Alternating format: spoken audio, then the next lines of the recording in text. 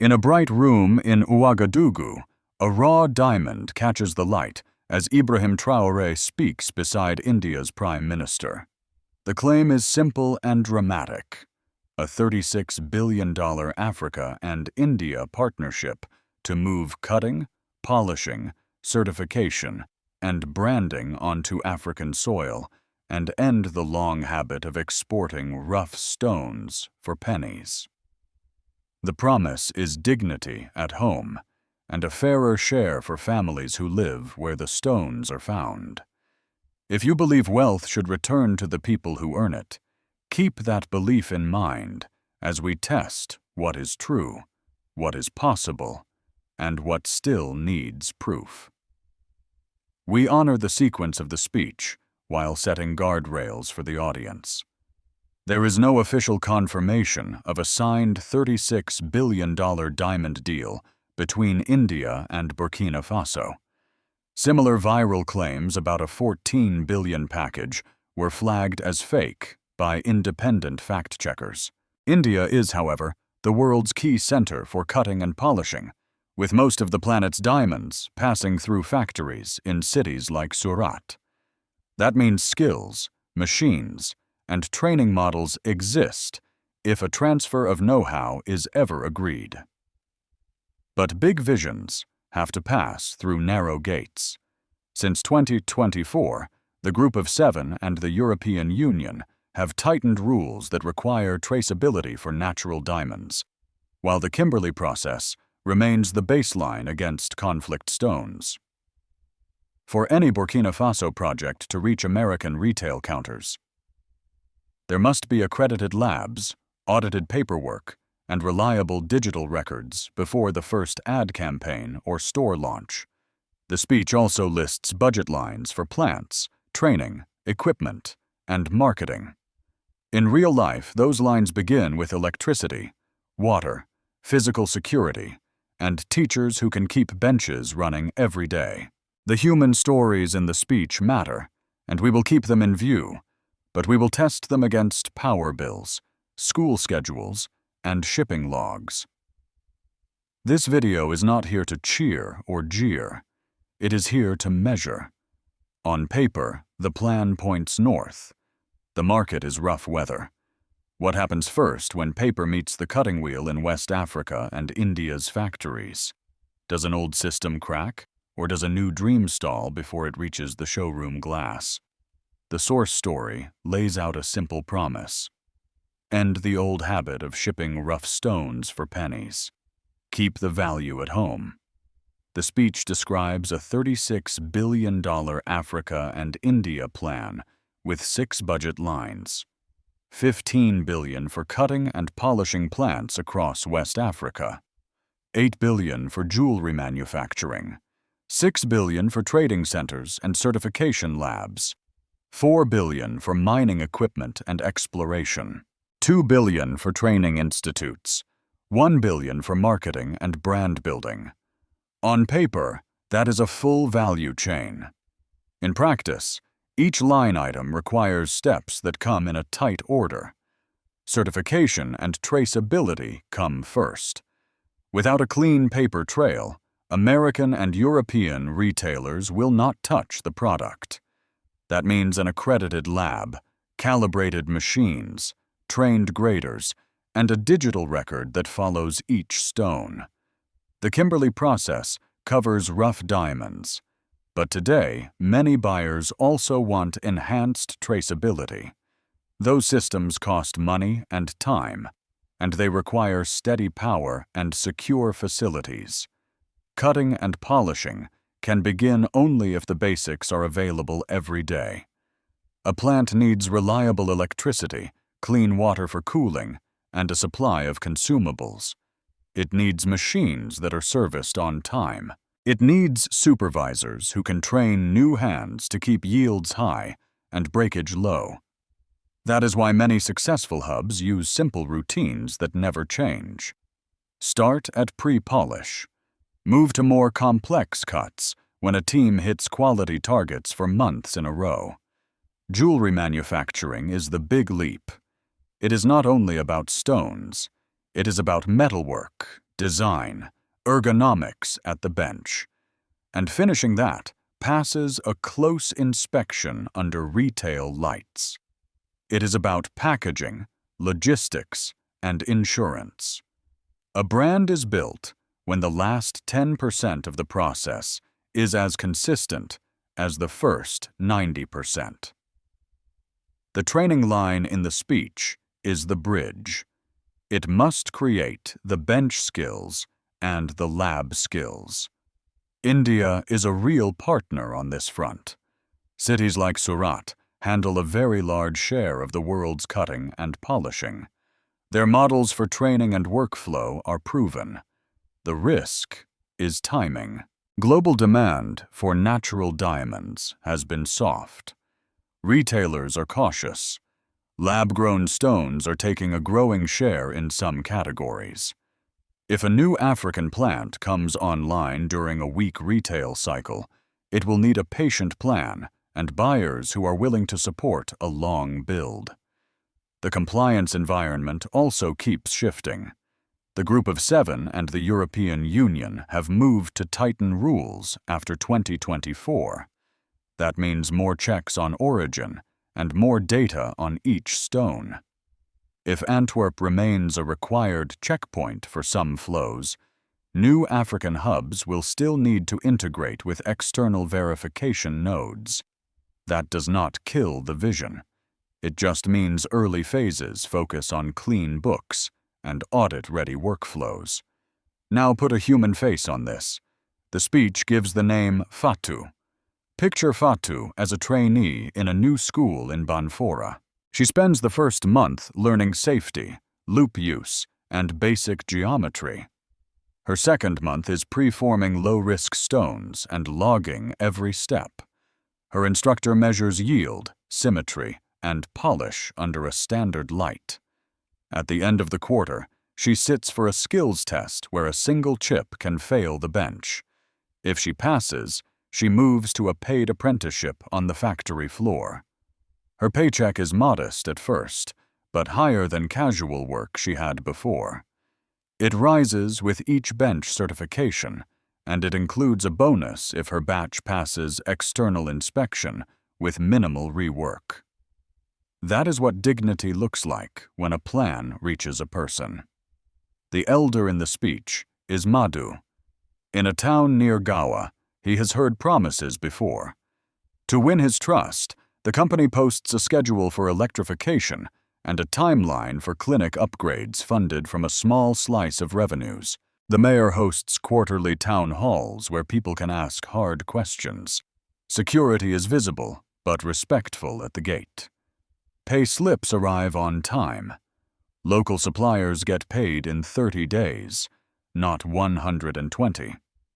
That is how you turn a speech into community buy-in. Move from claims to schedules. Move from slogans to receipts. The design student in the speech is Ibrahim in Dori. His path depends on tools and mentors.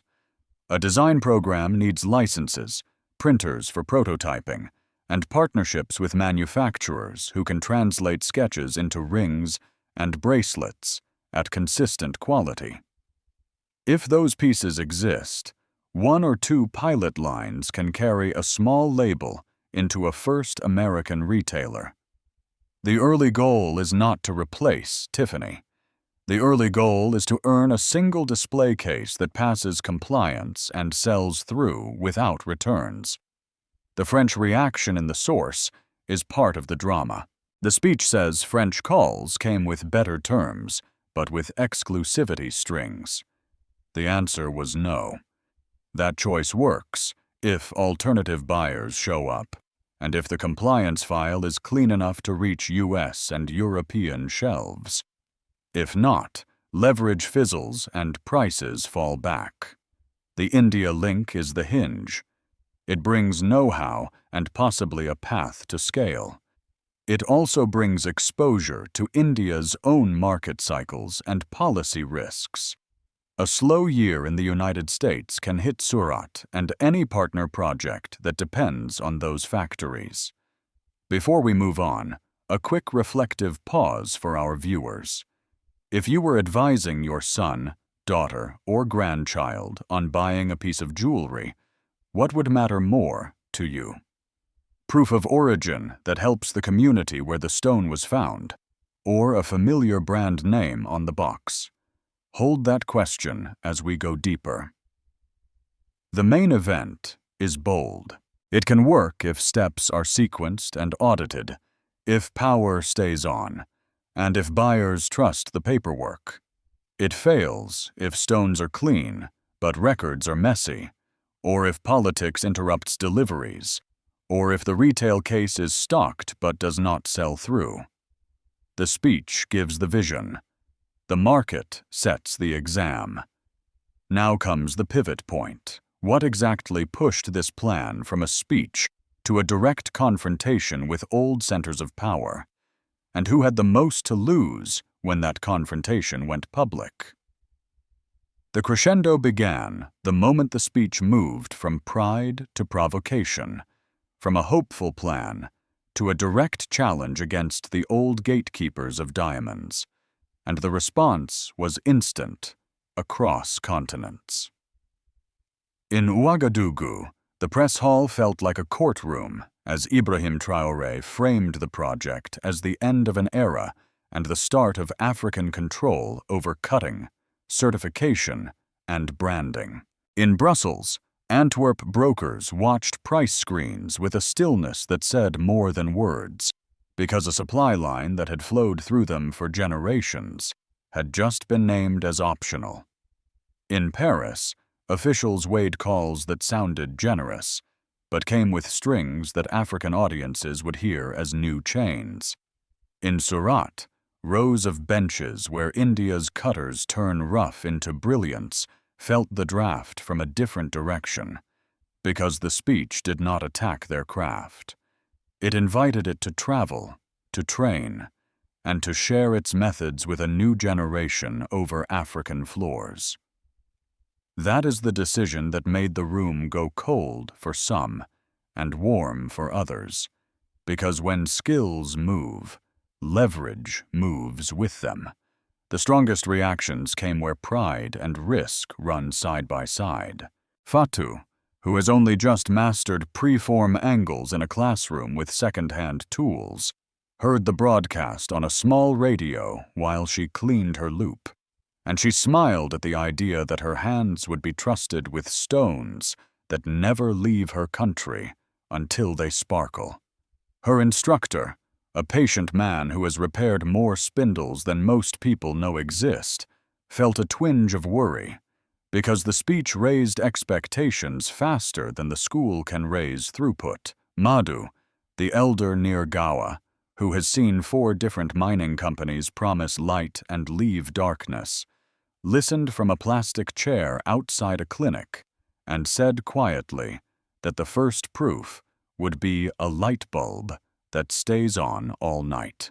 In New York, a buyer for a mid-sized jewelry chain sketched a flowchart on a legal pad that started with the Kimberley process and added the new risk lines that policymakers have drawn after 2024, because selling to American families now requires a paper trail that can withstand both auditors and the daily questions of people who save for months to buy something that says, "I love you." That buyer did not dismiss the speech. She underlined the words accredited lab, auditable records, and clean logistics 3 times each. Across the Atlantic, an Antwerp trader sent a late email to clients in Tel Aviv and Dubai that read like a weather report, noting that if the proposed Africa-India axis turns into a real exchange of skills, and not just slogans, volumes could shift in pockets at first, and then gather speed. He added one line that was either honest or nervous, or both. Markets punish uncertainty, and the fastest way to restore confidence is to prove the stones and the records match every single time. In the United States, older viewers who remember when retail moved on trust more than QR codes heard the speech and asked a simple question that matters more than any slogan. Can I believe the label? And does my purchase help the people who did the work? That is where the crescendo pressed on the values of family, fairness, and security. The answer depends on small disciplines that do not make headlines, like whether a lab in Ouagadougou calibrates its instruments every morning, whether invoices are paid on the date promised, and whether guards at a gate treat workers with respect on a hot afternoon when tempers are short. The policy reaction also rose to meet the words. European officials pointed to new traceability rule and hinted that any new route to market must be as transparent as the old ones, if not more.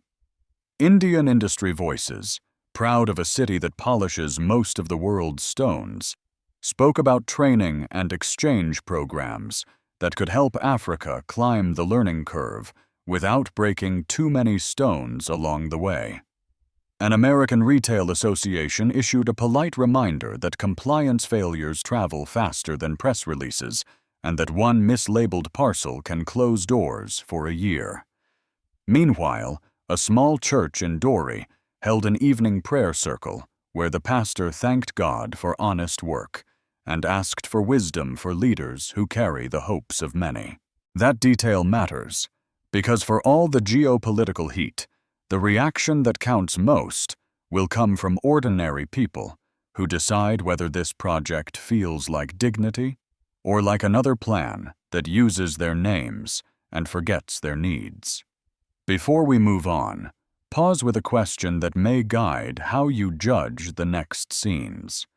When history shifts, it usually shifts on routines, not speeches. If you had to pick only one habit to anchor this vision, would you choose perfect paperwork, steady electricity, or patient training? Choose in your mind now, because the next section will test that choice against the hard edge of consequences. Will the world give this plan the time and transparency it needs to grow?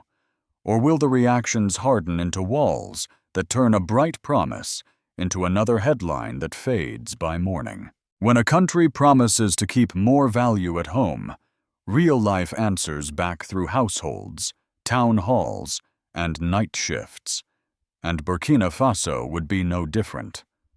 The civil effects start with work that is close to the ground. A pilot cluster built around a training lab, a small cutting floor, and a service unit for machines can absorb young people faster than a single megaplant. That kind of anchor can stage 100 to 200 trainees per cohort across 3 tracks: bench skills, lab grading, and maintenance. The early wins are simple and powerful. Paychecks arrive on time. Safety briefings are boring because nothing went wrong. The clinic in the industrial zone replaces a broken autoclave. Buses that never used to come after dark begin running on schedule because there is a second shift to serve. These small signals build social permission for a larger build-out. But communities measure progress in family terms, so the same plan must protect food prices, keep schools open, and avoid pushing elders out of neighborhoods near new sites. If sudden demand inflates rent or staples, the good news on jobs gets swallowed by worry at the market. A basic policy bundle can steady things. Transparent wage ladders tied to skill certifications, local supplier quotas that are real rather than symbolic, and a municipal fund that fixes potholes and lights intersections before ribbon cuttings. On the political side, the ground rules decide whether the vision deepens local trust or tears at it. People remember when extractive projects captured cash at the center and left dust at the edge. A diamond value chain that truly changes habits would publish quarterly dashboards everyone can read. Injury-free days, on-time pay, local vendor payments, power uptime, training completion, and the number of parcels that passed external audits without rework. Each metric maps to a promise in plain language. If a town sees that accidents fell and streetlights rose, arguments on the radio start to shift from whether to do the project to how to run it better. Security realities in the Sahel complicate everything. A plant that relies on precision and trust cannot thrive with checkpoint delays, theft of consumables, or rumors that turn night shifts into targets. Here, the smartest money is spent on dignity at the gate. Guards trained to de-escalate, cameras that cover approaches without invading locker rooms, transport routes that vary without scaring families, a quiet partnership with a respected faith leader who can calm a neighborhood faster than a press release. If you have ever watched a community close ranks after a scare, you know that good order is not only patrols, it is habits that signal respect. Smuggling is another pressure point. When official prices rise at the factory door, some actors will try old tricks. The antidote is not speeches about patriotism. It is a data spine that makes the legal route faster, safer, and more profitable in the medium term. A lab that turns around grading in days rather than weeks. A port office that stamps clean parcels in one visit. A tax authority that publishes a stable schedule so accountants can plan. The minute paperwork takes longer than a bribe, the center of gravity tilts the wrong way. Politics will find its own rhythm around success and pain. If shipments pass audits and sell through abroad, leaders will claim credit, and opponents will pivot to environmental complaints, traffic, or worker fatigue. If shipments stumble on traceability or quality, critics will say the whole thing was fantasy, and the word corruption will enter the morning talk shows. The antidote to both extremes is the same. Publish the numbers, keep the audits independent, and allow journalists to tour floors that meet standards. A project strong enough to face outside buyers should be strong enough to face local cameras. Gender and generational dynamics deserve special care. Women can win secure livelihoods in labs and quality control, where attention to detail and steady hands are rewarded. That requires safe transport, clear HR channels, and managers who protect rather than dismiss complaints. Youth who are too often pulled toward risk can see an honest path when the apprenticeship ladder is real and the first raise comes from passing a test rather than knowing a cousin. For elders who carry memories of false starts, credibility begins when someone in a jacket brings a printed schedule for electrification and keeps it. Faith, too, has a place that is practical rather than performative. Chaplains and church committees can help workers through grief and conflict without turning a shift into a quarrel. If you have lived through a plant opening or a base closure, you know why this matters. Projects succeed when they repair the fabric as they build the facility. In the end, civil and political consequences will be shaped by whether the new money behaves like a guest or like a neighbor. Guests take pictures and leave. Neighbors shovel after the storm, sponsor the school team, and show up when a worker falls ill. If this diamond plan grows with the patience of a neighbor, households will defend it when trouble comes. If it flashes and fades, the word hope will become harder to use. The next test does not come from a local council meeting. It comes from far away, where retail buyers, regulators, and strategists decide which labels belong in American display cases. The cliffhanger is simple and decisive.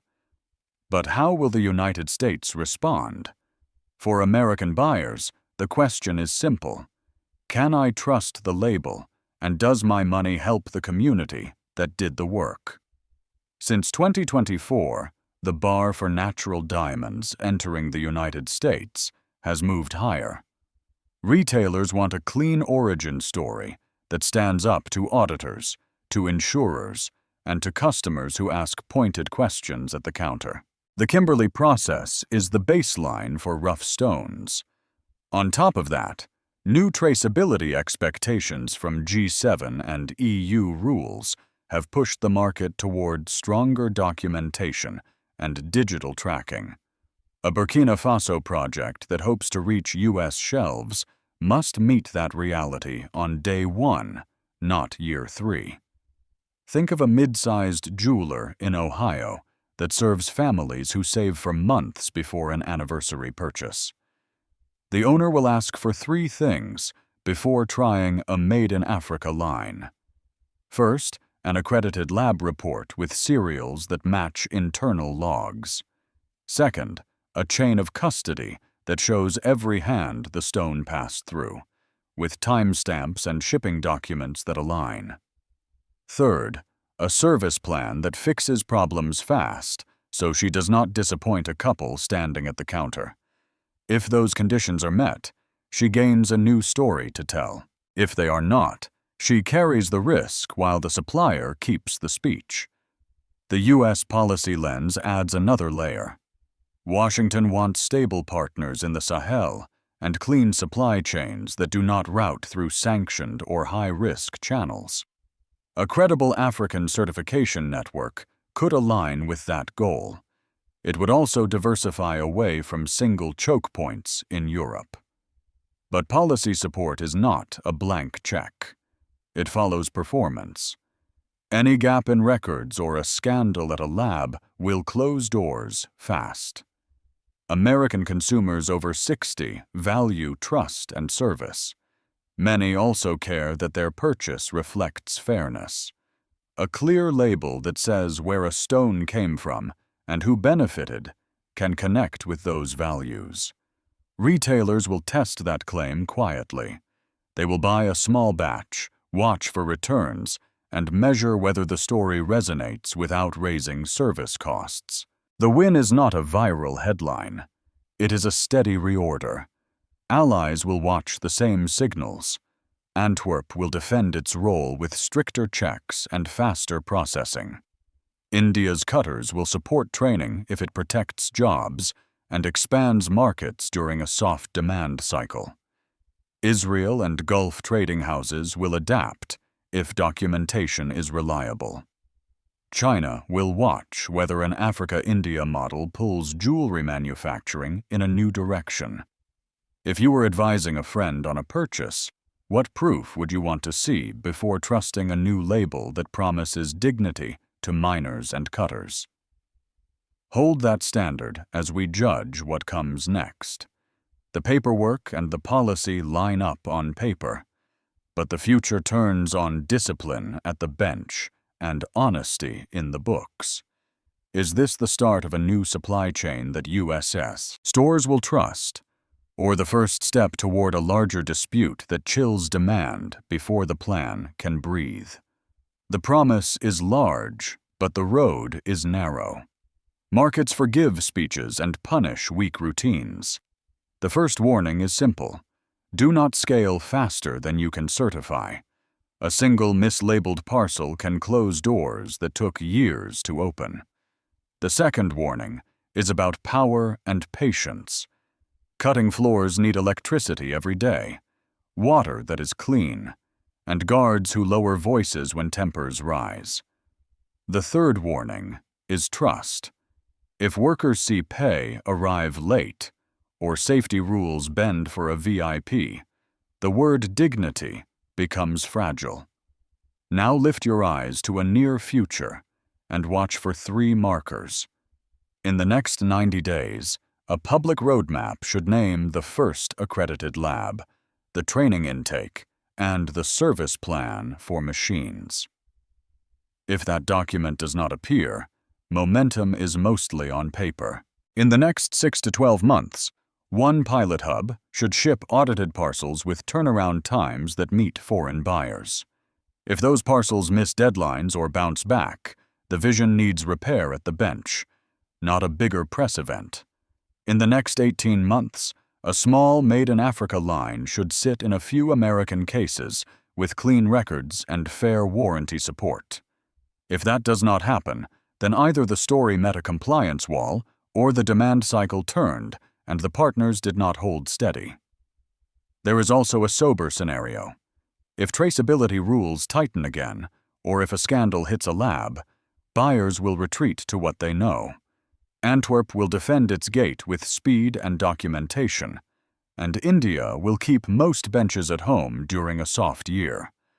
That does not kill a plan. It delays it and teaches it to value boring disciplines. There is a hopeful scenario as well.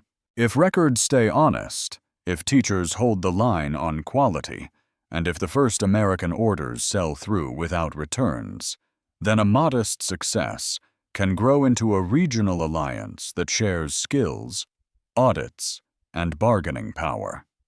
The question for viewers is not about flags. It is about fairness and family.